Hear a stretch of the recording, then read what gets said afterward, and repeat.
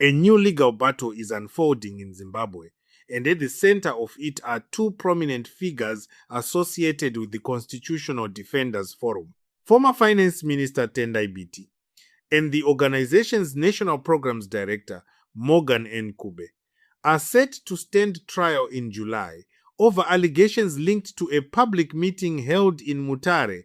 The case has already attracted national attention because it comes at a time when debates around constitutional rights, civic participation, and political freedoms remain highly sensitive topics in Zimbabwe. While prosecutors argue that legal procedures were not followed, supporters of the accused say the case raises important questions about freedom of assembly and democratic participation. So what exactly happened? Why are Tendai Biti and Morgan Nkube facing trial? And what could this case mean going forward? Stay tuned.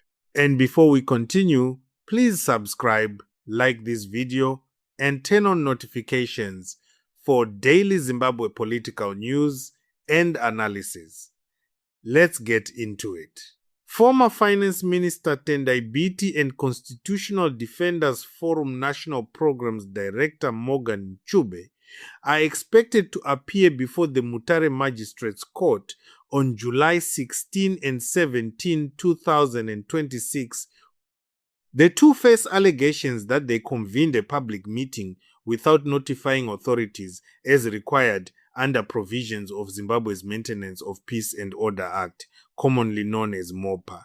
The matter has now officially moved toward trial after preliminary court proceedings. For many Zimbabweans, Tendai Biti is one of the country's most recognizable political figures. Having served as finance minister during Zimbabwe's government of national unity, Biti has remained active in constitutional governance and democratic reform discussions. His involvement in the Constitutional Defenders Forum has further placed him at the center of national debates concerning constitutional rights and civic participation. According to court proceedings, authorities allege that a public gathering was organized without fulfilling notification requirements contained within the law. The prosecution argues that organizers failed to comply with legal procedures governing public meetings. As a result, charges were brought against both Biti and Nkube. The accused, however, continue enjoying their freedom after being granted bail. Initially, bail conditions required them to report to police twice every week. However, the court has since relaxed those conditions significantly. They are now only required to report once each month. Both men remain free on $500 bail while awaiting trial. The easing of bail conditions has been viewed by some observers as an indication that the court did not consider the accused to be flight risks.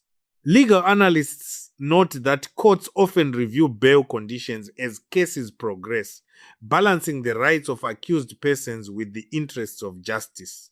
In this case, the reduction in reporting requirements has attracted considerable public attention. Beyond the courtroom, the case has generated broader political discussion. Supporters of Biti and the Constitutional Defenders Forum argue that civic engagement and constitutional education are essential elements of democracy. They believe citizens should be able to gather, discuss national issues, and participate in public affairs without unnecessary restrictions. On the other hand, authorities maintain that laws regulating public meetings exist to ensure public order, safety, and proper coordination between organizers and law enforcement agencies. Supporters of this position argue that compliance with notification procedures helps prevent confusion and protects both organizers and participants. Political analysts say the case highlights a long-running debate that exists in many countries around the world. How should governments balance public order with constitutional freedoms? How much regulation should exist around public gatherings? And where should the line be drawn between security concerns and civic participation? These questions are often difficult and controversial. For Zimbabwe, the discussion is particularly important because constitutional rights remain a central topic of political debate. Issues relating to freedom of assembly, freedom of expression, and citizen participation frequently feature in national conversations about governance and democracy. As a result, legal cases involving public gatherings often attract intense public interest.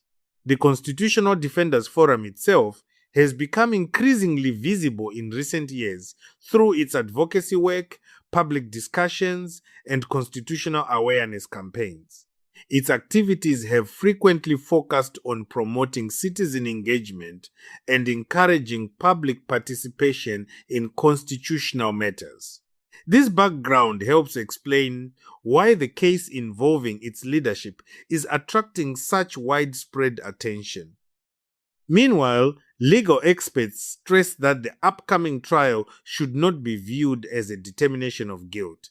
Under Zimbabwean law, every accused person is presumed innocent unless proven guilty in court. The July proceedings will provide an opportunity for both the prosecution and defense to present their arguments before the court. As the trial date approaches, many Zimbabweans will be watching closely. Supporters of the accused hope the case will reaffirm constitutional protections and civic freedoms. Others believe the proceedings will clarify the legal responsibilities of organizers when holding public meetings. Either way, the outcome could have implications beyond the individuals directly involved. For Tendai Biti and Morgan Nkube, the next chapter begins in July.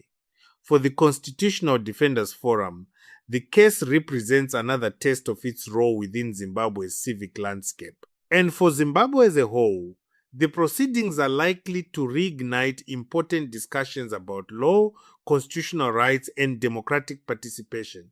Do you believe Zimbabwe's laws governing public meetings strike the right balance between public order and constitutional freedoms?